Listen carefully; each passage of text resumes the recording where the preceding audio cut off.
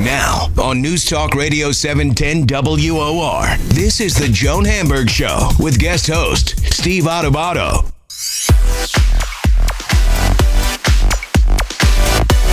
How you doing, everyone? 1:06 in the afternoon on a beautiful Thursday.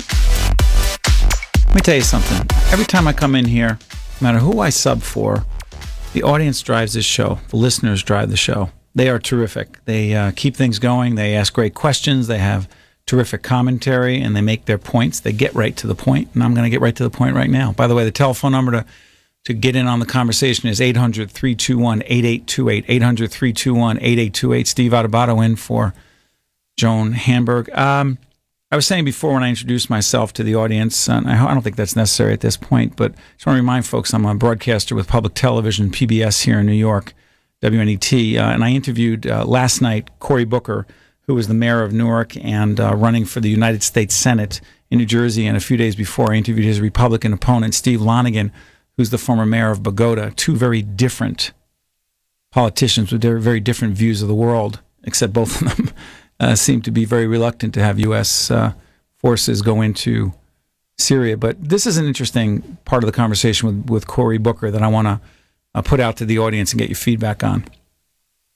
There have been some stories in the news about Cory Booker's sexuality and whether he, in fact, is gay or not.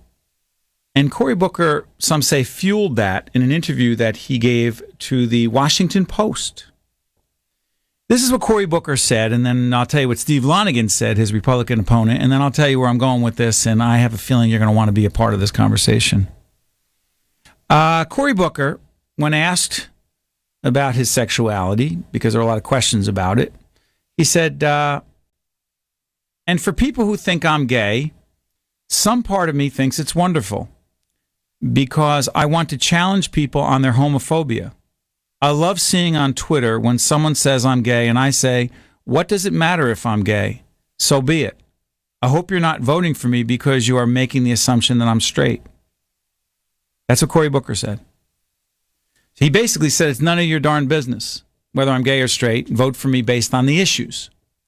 Steve Lonegan then turned around in an interview that he did with Newsmax, a conservative publication that I happen to read. Good stuff there. He said of Cory Booker, quote, it's kind of weird. As a guy, this is Steve Lonegan speaking, as a guy, it's kind of weird.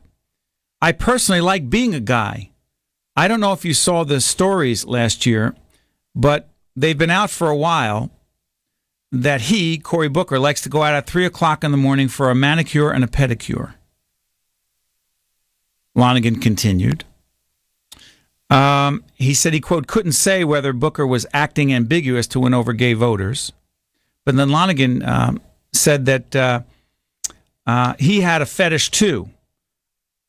I don't like going out in the middle of the night or any time of the day for a manicure or a pedicure. But I have a more particular fetish, a good scotch and a cigar. That's my fetish, but we'll just compare the two. The scotch and a cigar compared to a manicure and a pedicure. So in the interview that I did with Cory Booker last night, I said, Mayor Booker, what do you think about Steve Lonegan's response to your comments to the Washington Post about it's nobody's business if you're gay or not? In fact, you said you think it's great when people think you're gay because, you know, you want them to vote for you on the issues.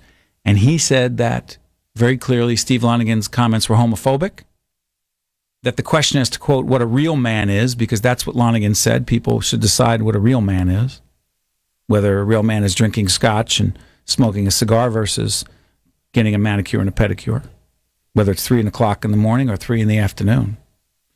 So my question to you is this. A, does it matter, should it matter, what a candidate for the United States Senate sexuality is, A, and B, who gets to decide what a, quote, real man is? And does it make you less of a man if you get a manicure and a pedicure versus drinking scotch and smoking a cigar? Listen, you got to think about this. We're about to potentially go to war in Syria. We're about to send air missiles to Syria, trying to strategically attack without having, quote, boots on the ground. Life and death. People will be killed. And there's a discussion going on about Cory Booker's sexuality and what a real man is. The number is 800-321-8828. 800-321-8828. My question is this, and that I'll ask you as we get the conversation going.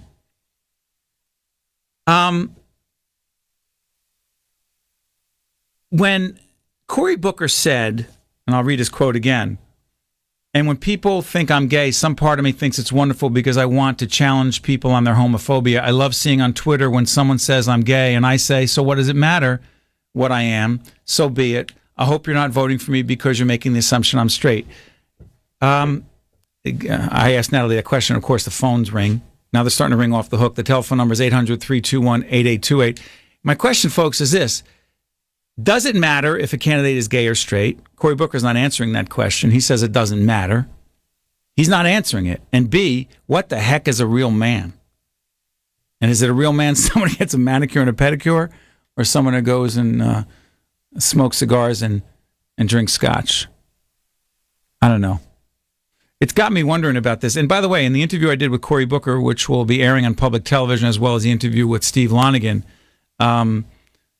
I will tell you, Booker was angry about this. Booker said that Lonigan was trying to, what he was saying, Booker said, look, what are we saying to folks who are in fact gay, men who are gay? Are they less of a man because they're gay?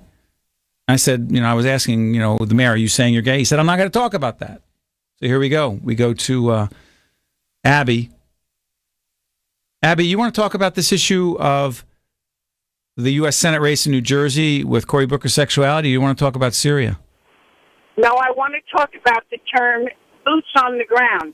This country, including our president, is using that term like those boots are inanimate objects with nothing valuable inside them.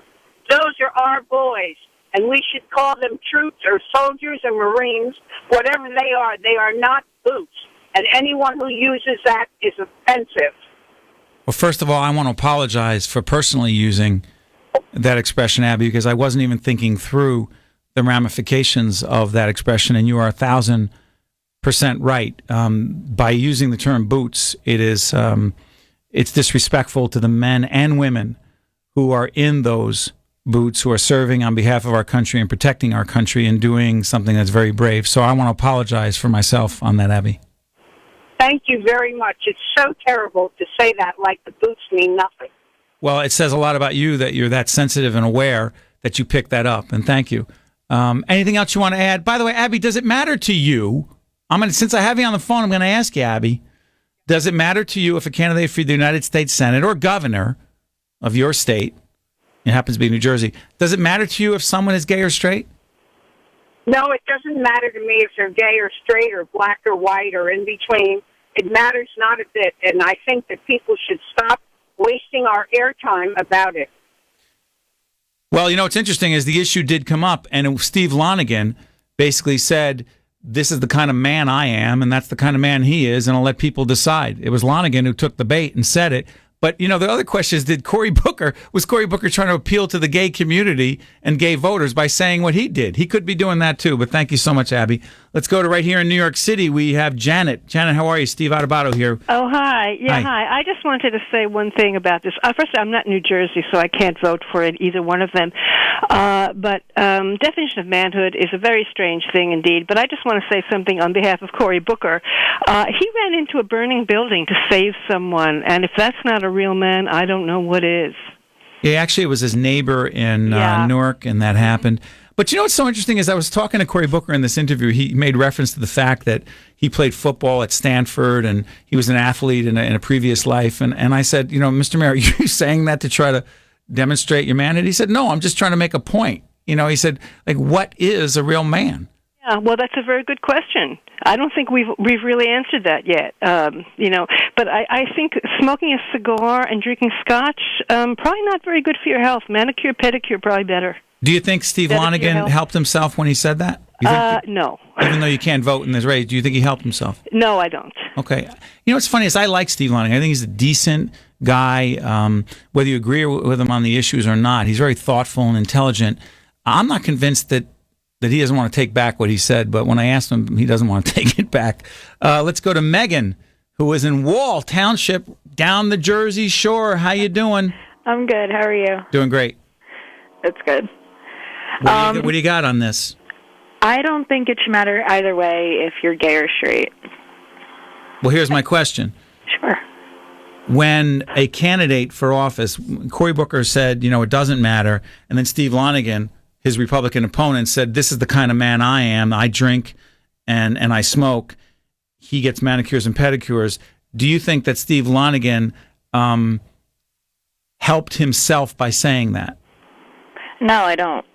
Not at all. Like, personally, I don't think that drinking scotch and smoking a cigar, should determine whether that makes you a real man or not. I mean, I have plenty of gay male friends who, one, you couldn't even tell if he was gay if he didn't tell you himself. And people think he's a real man. Yeah. So I don't know. It just seems to me our issues are so serious, the things we face. Listen, do you think someone would care what someone's sexuality is if they helped lower your taxes? Exactly. I don't think so. But then you have so many bigoted people in this world that being gay would be a huge issue. Yeah. Well, listen. Bottom line is, hopefully, this issue. I only wanted to bring it up because if Cory Booker had said it and Lonigan didn't respond and it went away, I wouldn't be talking about it.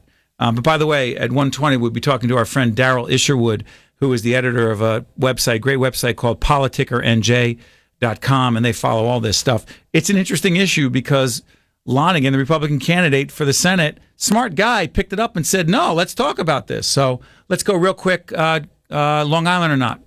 Long Island real quick. Let's go to Rob. Rob, what do you got on this? You're the last person to talk about this issue. Yeah, I'm just giving a call because I think it's so silly. I mean, Lonigan he's just hurting himself when he engages in this type of nonsense. As far as what makes a real man or not, it's funny because Booker has demonstrated through his actions that he's a good person. You know what I mean? And as far as whether you consider that to be a good man or not, it's irrelevant to the question at hand is of whether he's good to lead the state. You know what I mean? It's silly. It's silly that this is even trying to be used against him. It's 2013. People don't care anymore about this kind of stuff. Appreciate it, Rob. So that is the question that people express their point of view on here.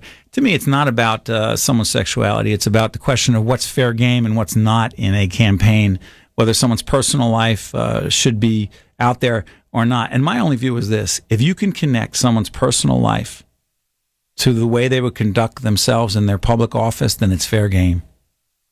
If you can connect it, fine. If you can't, then it's private. That's the way I look at it. But that's just my point of view. Hey, folks, when we come back, we'll be joined by the editor of a terrific website called politickernj.com. His name is Daryl Isherwood. I'm Steve Adubato. This is WOR. Joe will be back, but I'm here today. We'll be right back after this. I get a cappuccino, not a latte, a cappuccino, but it's not the regular 2 shots venti. It's 1.5 shots, half calf, not full calf, skim, a little too much foam sometimes. So I light get on the foam. Light on the foam. You ready for this? Extra hot.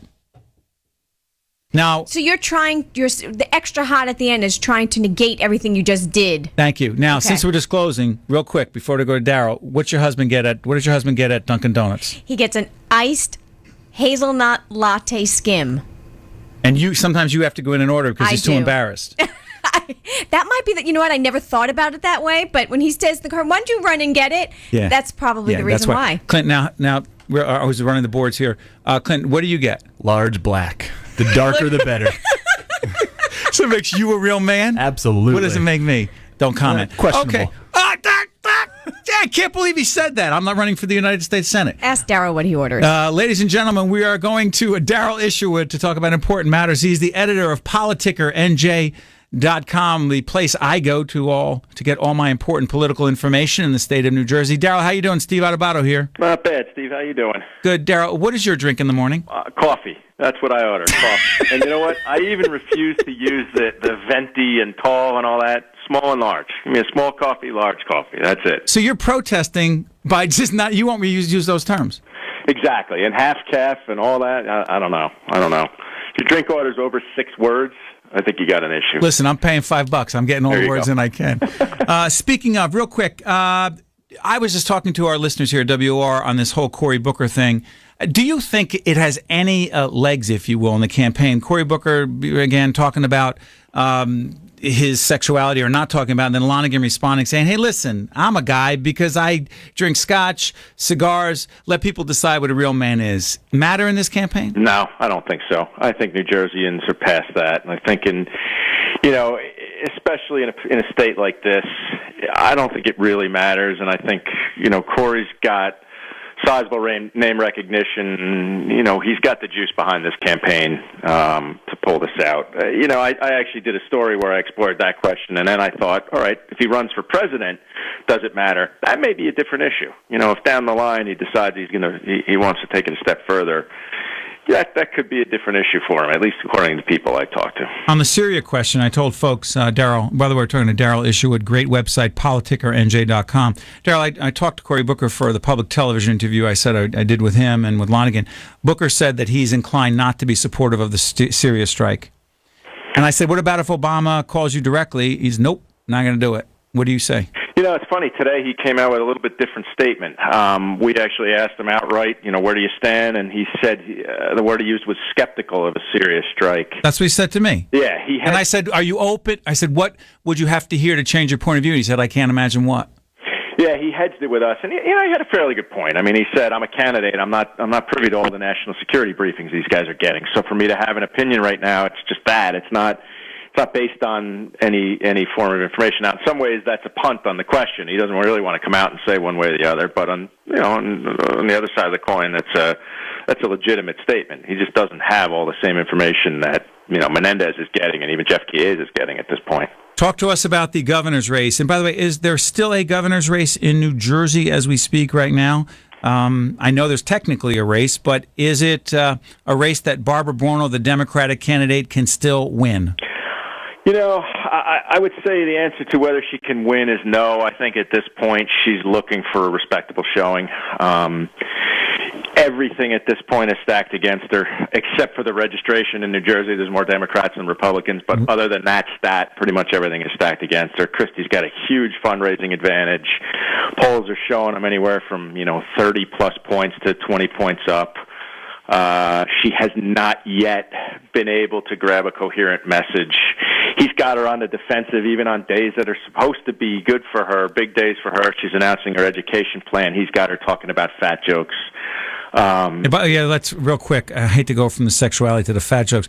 He said that she was implying in a speech, I guess before the CWA, Communication Workers of America, that she said, hey, Chris Christie's in all these Stronger Than the Storm ads promoting coming down to the Jersey Shore after Hurricane Sandy. She said, I think she said something like, seeing Chris Christie at the Jersey Shore, the idea of him frolicking in the surf isn't going to make me come down to the Jersey Shore. And he said, look, she's making fun of my size.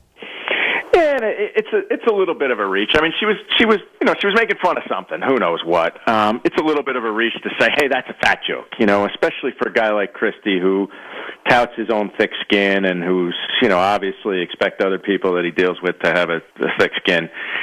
It's a little bit of a reach, but I think I think what's telling is it's the day she's introducing her education package, and then suddenly he's got her answering questions about what may or may not have been a fat dig. Instead of answering questions about education, she's talking about fat jokes for 2 straight days. What does it say that President Barack Obama is not coming into campaign, the Democratic president in this country?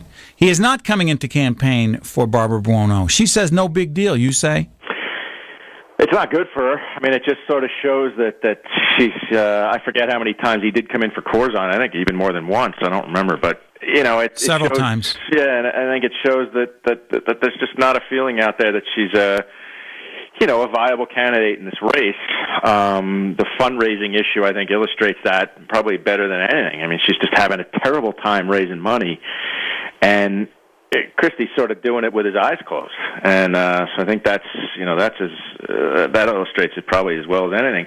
And I think that what's been interesting about that too is Christie and Obama have been together a couple of times, and a couple of Obama cabinet people have been here standing on the stage with Yeah, Christie what's up with the cabinet members in the Obama administration hanging out with Chris Christie, talking post-Sandy recovery, and what message is that sending from the White House to the Democrats in New Jersey about the administration's commitment to winning this race? There was one quote, I think one of the guys said Christie was an inspiration or something along those lines. And for us, from the political spectrum, that's a jaw-dropper. I mean, you got Democratic cabinet members, you got the president coming in arm in arm with Christie, playing boardwalk games.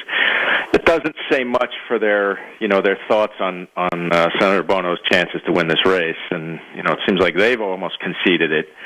I think that's the attitude of a lot of people. It's still 60 days left. There's a lot of time, or a little time anyway, and she has closed in the polls. It was 30. There was a recent poll that showed it 20.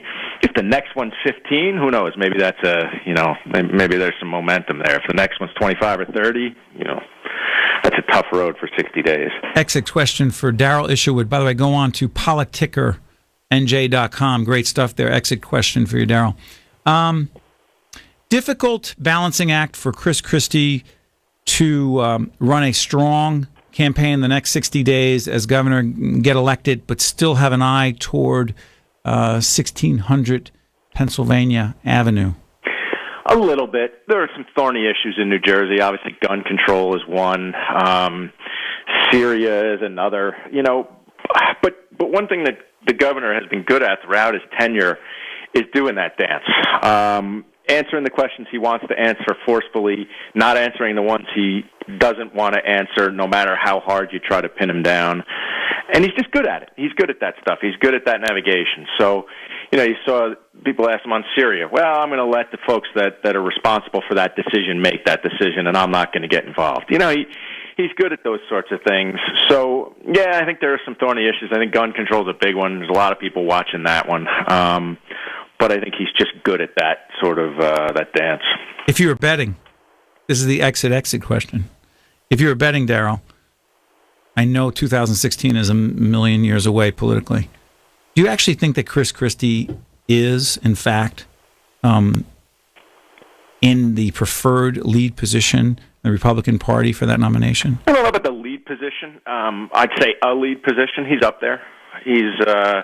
I think he's viewed as a viable candidate for the general election. So if he wins by 20 percentage points plus, does it matter? Yeah, I think if he has a real strong showing in this race, I think that helps his chances. But that said, I don't think a close race is necessarily a killer for him. I don't think that ends any chances he's got, but I think it improves his narrative if he wins by 20 points and, first Republican in whatever it is, 25 years to get over 50%. I think all of those things would help the storyline for him.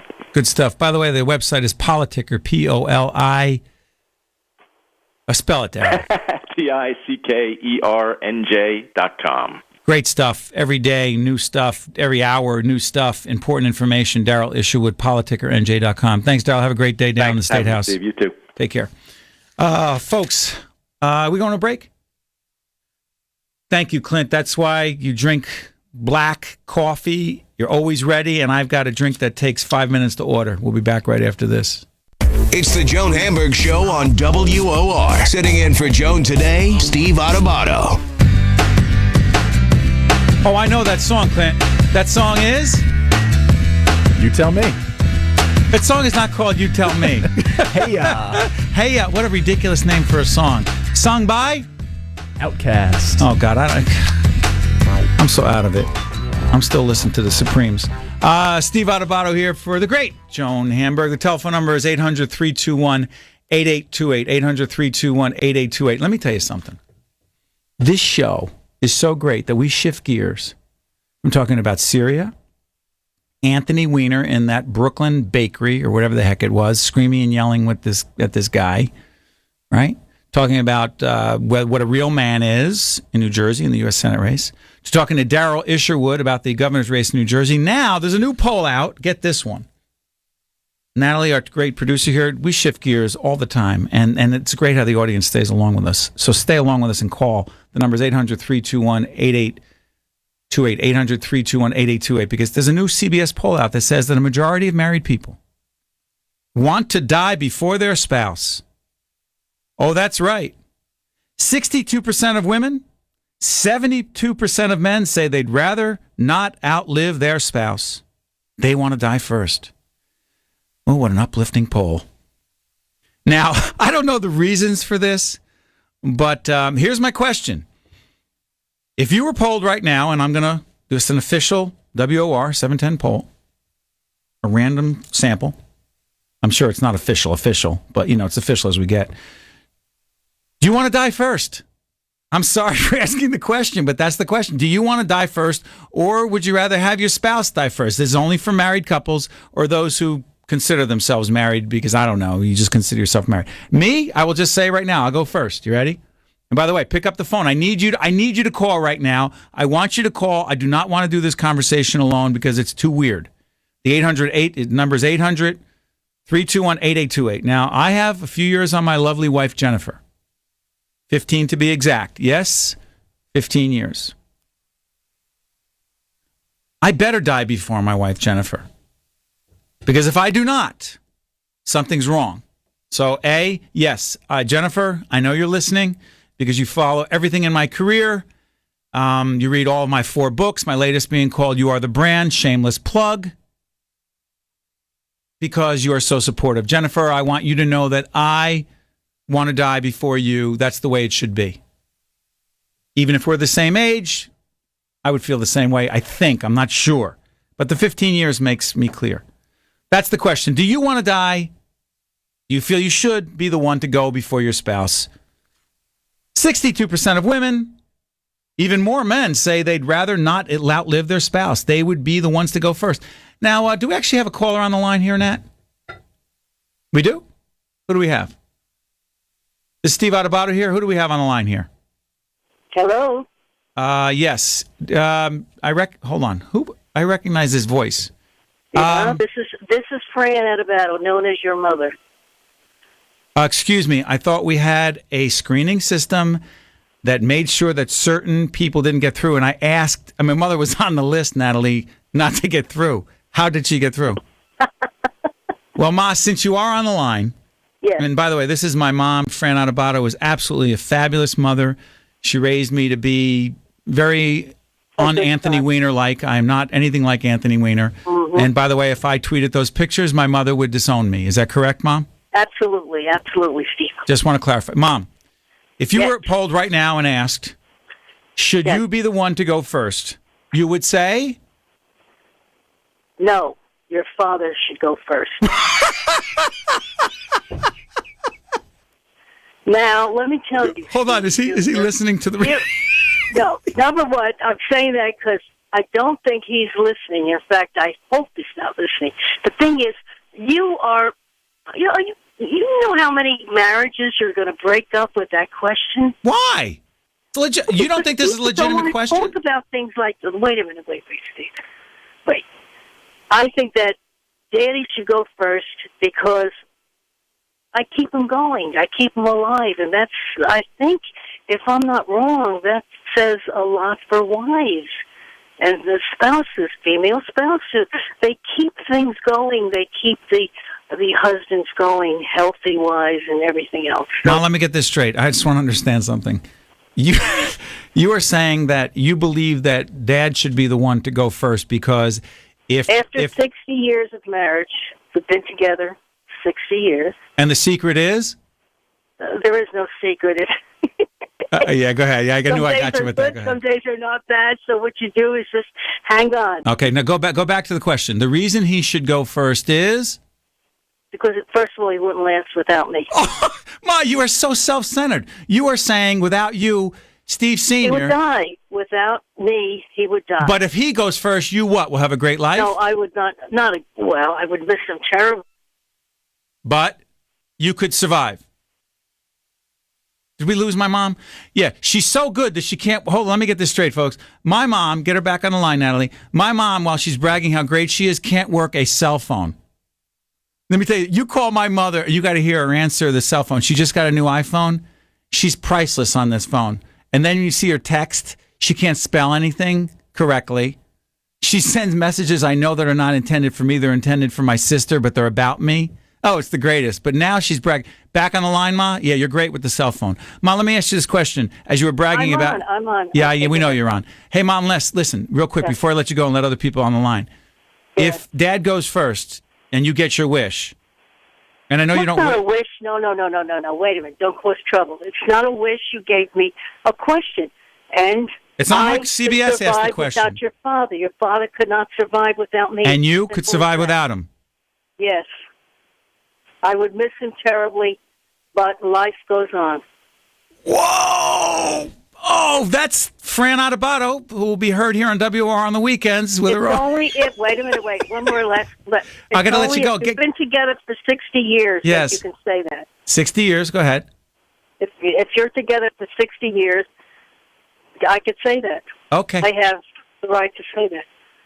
Okay. Now that your father's not talking to me, what are you going to do? Well, listen, Ma, that's your problem because you created it. I just asked the question. You answered it. Mom, thank you so much. I love you so much. Tell Dad I love him even more right now. I'll call him later to console him. I love you, Ma. Goodbye. So long. Bye. Oh, my God. The problems, Natalie, that they are going to have in that house, you cannot believe. Okay, folks, the telephone number is 800-321-8828. And the question, CBS asked the question, listen, you or your spouse, 62% of women, 70% of men said they'd rather not outlive their spouse. My mother said we're creating problems with the question, but I think she's the one who has the problem back in her house, in the Adubato household. We're taking a break after this. I'm good. I know I'm good in my house. See you after this. The Joan Hamburg Show continues. Filling in for Joan, here's Steve Adubato on 710 WOR. Hey, folks, it has been an absolutely great 2 hours. I want to thank the folks here at WOR 710, the number one, the best talk show radio station in the country, for inviting me in to sub for Joan Hamburg. We'll be back very soon. And by the way, my parents are not speaking to each other, Fran and Steve Adubato, and I am not getting in the middle of that one. The other thing I just want to say is that we're going to take a couple more calls. Wow, all the people want to talk about this. I don't want to get people depressed or upset about this. Let's go to Staten Island, the great Staten Island. Patty, what do you got? Steve Adubato here. Hi, Steve. I completely agree with your mother. What, that my father should go first? Your mother will have you guys. She'll have the grandchildren. Not that your father isn't involved, but I'm sure your mother is the one who says, "Come on, honey, let's go visit the kids." My mother's the rock. My mother is the matriarch. My mother gets us together, and if my mother didn't do it, I'm not sure it would happen. Right. My parents were married for well over 50 years, and my mother was always the one saying, "Tom, do this. Tom, do that." And he'd be like, but he would do it. Now my mother has passed, and he doesn't want to do anything. And it's like, Dad, come on, let's do this, let's do that. But if my mother was here, he'd be doing it. Patty, so I think... Can I ask you a question, Patty? Yes. Just, I don't want to be intrusive. Are you, by ethnic background, are you Italian-American? I'm Irish. You know what? My wife is Irish. Is it true that a lot of Italians and Irish get together and they make beautiful children? Pastas and potatoes. Well, and I know it's beautiful babies. Yeah, we did. I know we've had 3 beautiful babies. But Patty, thank you so much for calling. I appreciate it. Let's try to go to Montclair. That's my hometown, Montclair, New Jersey. Ron, hey Ron, how you doing? Steve Adubato here. Hi, Steve. Good to talk to you. Yes, I have to agree. I'm Italian. Sadly, both of my parents are passed, but my mom said it all the time. I hope that I don't go first. Will not be able to survive. How are you going to cook? How are you going to clean? You know, she was a terrific mother. When she had the kids, she quit working, raised the kids, raised me and my brother, did a great job. But she was right. My father wouldn't have been able to survive. How was he going to make pasta? He couldn't do it. Oh, my God. Hey, by the way, listen to this. Hey, ready for this one, Ron?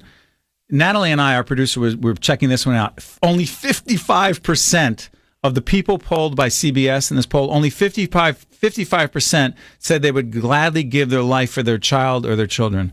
I'm thinking, only 55% said that? I thought that was a ridiculously low percent, because I'm wondering, what about the 45% who said, not so sure?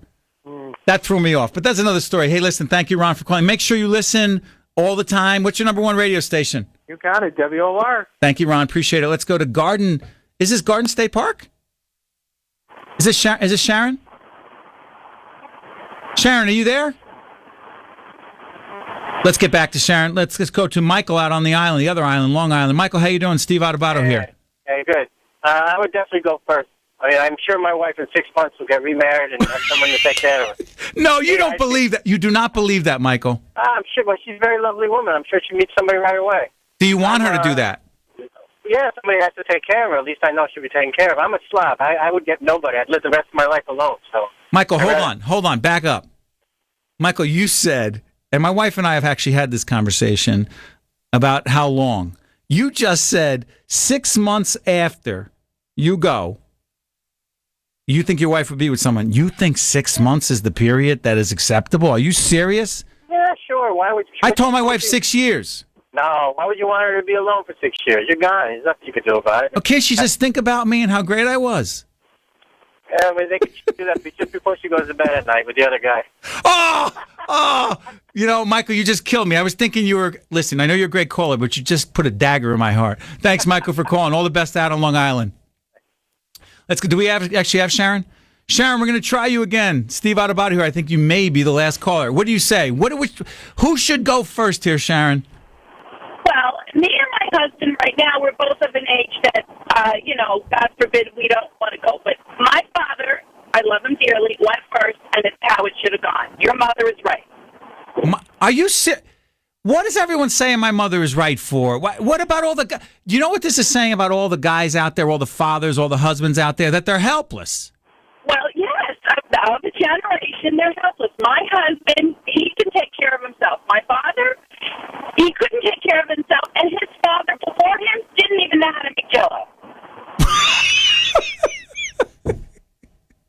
Sharon, you're in a car. You actually pulled over to place this call to 1-800-321-8828 here to your favorite radio station, WOR. You had to place this call and say this. You pulled over and did this.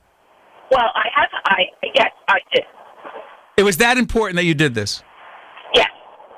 Well, listen, clearly you were in the majority on this one. And by the way, what do you think it says, real quick, before I let you go, Sharon?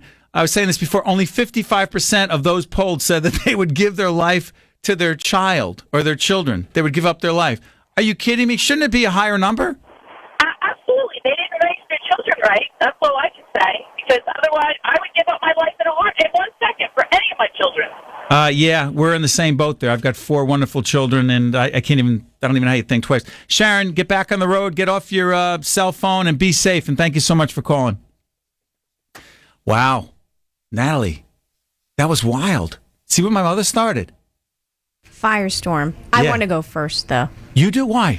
I think my husband would do a much better job handling everything than I would. What? I do. I think he could deal with it better than I could. Are you being serious right now? I'm totally serious. Really? But you produce this show. You're here with Joan every day. You manage things. He is the best dad in the world. And I really think if they had to be a single parent, he'd be the better one. Is there something you want from him right now? Is there a reason you're saying this? No. You're just saying it because you think I don't even know if he's listening. You really believe that? And I told his cappuccino order thingy before, so maybe No, excuse me. It's called, excuse me. A latte, that was a latte. That was not a cappuccino. So maybe I'm making up for that, but no. Well, listen, I want to thank you, Natalie, and you, Clint, and everyone here at WOR, the best radio station in the country. I'm honored to be here for Joan, and all the best. God bless you, everyone. Have a great day. Steve Adubato here.